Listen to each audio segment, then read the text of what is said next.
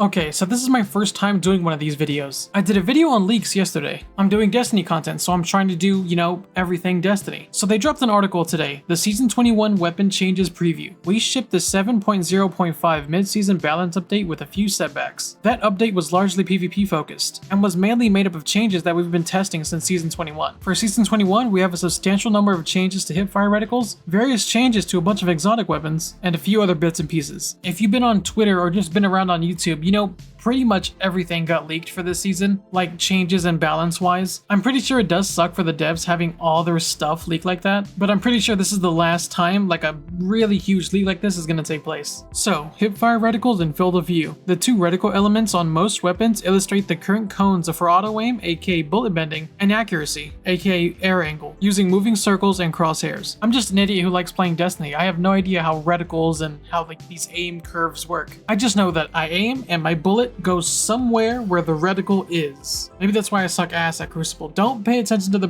gameplay in the background. It doesn't matter. We've rebuilt the reticles for the following weapon types, so that they can move more visibly at high FOV, while still conveying the current state of weapon accuracy. Fusion rifles, hand cannons, sidearms, and trace rifles. So all reticles for these archetypes have been completely rebuilt. We plan to update other weapon reticles in a similar way in a future release. Shotgun reticles also now scale with FOV, such that the reticle will closely match the pellet spread regardless of your selected FOV. As of Lightfall, they dynamically scale with shotgun pellet spread angle changes. So the rest of the archetypes will get reticle changes in the future. So I'm guessing maybe Season 22 or the mid-season update? Charge meters. Now this is what I'm excited about. Fusion rifle charge and sword guard energy are critical aspects of these weapons, which until now have been relying on cues built into the weapon's visuals or audio. We've updated their hipfire reticles to include this information as well. Fusion rifles now have charge meter under the reticle. Sword reticles now show the current sword guard energy. Fusion rifles should have had that charge meter underneath the reticle for a long time. And for swords, it's just quality of life. We don't have to look bottom left for our sword energy anymore. Custom exotic weapon reticles. Plenty of exotic weapons have perks with states or counts that are important. We've added reticle elements to show these to several exotic weapons. And these are the exotic weapons. So these are the exotic weapons that are gaining charge meter. Devil's Ruin, Salvation's Grip, and Grand Overture. Salvation's Grip is getting a complete rework, so that's why it's getting a charge meter. Perk counter that shows pips for perk shots. Damn, that's like a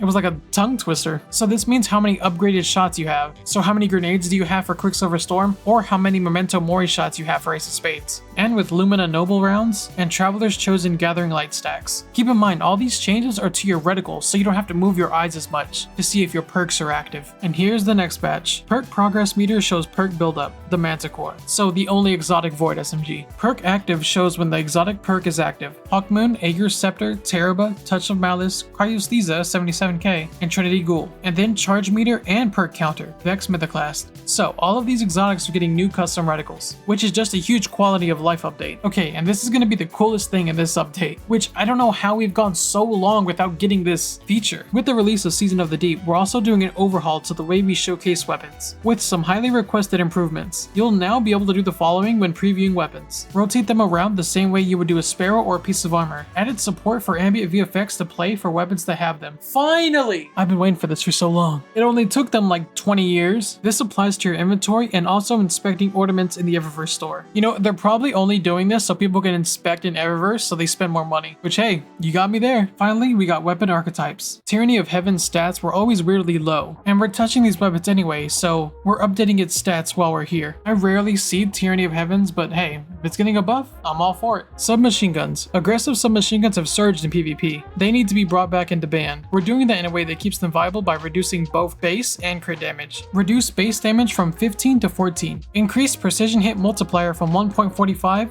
to 1.5. Crit damage goes from 21.8 to 21, and it looks like they're reducing the Immortals range by 10. This is my first time doing one of these videos, so I don't know if I should read it word for word or I should just paraphrase to make the video go a little bit faster. But here's the next part of the weapon archetypes. All snipers in the game, exotic or legendary, are getting a 10% PvE buff. Again, this applies to everything except Izanagi's Burden. It applies for the regular 4 shots, but the combined 1, it doesn't. And then scout rifles. The long arm was getting an exotic buff that wasn't intended, so they're just taking it away. And now finally, the exotic weapon changes. First up is Eyes of Tomorrow. Basically, killing 4 enemies with 1 missile volley will refund 1 ammo. Next, we have Graviton Lance. They're increasing the fire rate by 20%, so it basically matches the new exotic pulse rifle Revision 0. And if it's anything like Revision 0, this thing's gonna be so good. They're increasing damage of the first shot and decreasing the damage of the second shot a little bit. But still, having increased fire rate on this thing, it's probably gonna be a monster. Next, we have Jade Rabbit. Added buff text to show when Fate of All Fools increased body damage shot is active. Quickly hitting 3 critical hits now refunds 3 shots instead of 1. Next is the Manticore.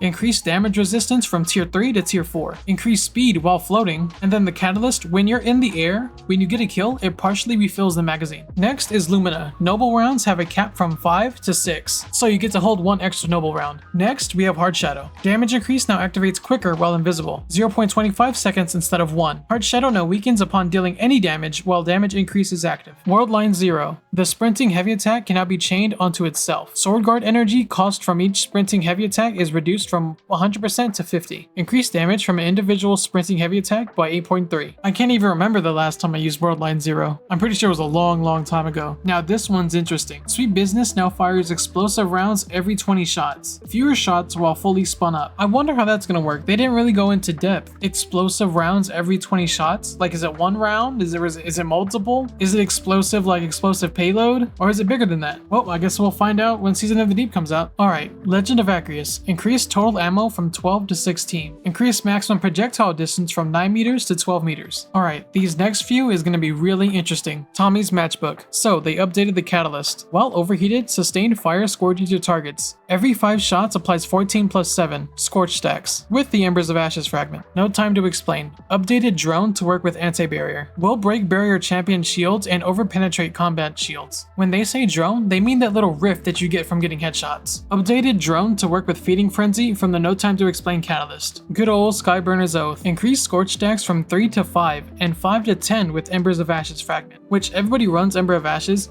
so you're gonna be doing 10 scorch stacks per shot, which is pretty cracked. Oh man, this is a lot of reading. I already have the reading level of a 3rd grader. This isn't helping me any. So the Salvation's Grip rework. Rework to have 2 firing modes. Charged shot that creates a pattern of stasis crystals, and then uncharged shot, which is a normal grenade launcher, which does more damage to stasis crystals and frozen targets. And it's added a new perk that reloads the magazine from reserves every time you shatter at least 3 crystals. This exotic is gonna get so much more usage now. Bad Juju. Fixed an issue that was causing the weapon to recoil like an auto rifle, making it harder to control. The recoil pattern will now be similar to other pulse rifles. Oh, I liked how Bad Juju was shooting. And then Fighting Lion. This thing has been broken for some seasons, and now it's finally fixed. Damn, they let this thing like go rampant for a few seasons. I guess since it was only affecting red bars, it really wasn't a priority. Next up is Twitter's favorite gun, Thunderlord. Fixed an issue resulting in hits against the Divinity Bubble, counting as 2 crits instead of 1. And then finally, Winterbite, which basically it's fixed. Winterbite's finally fixed.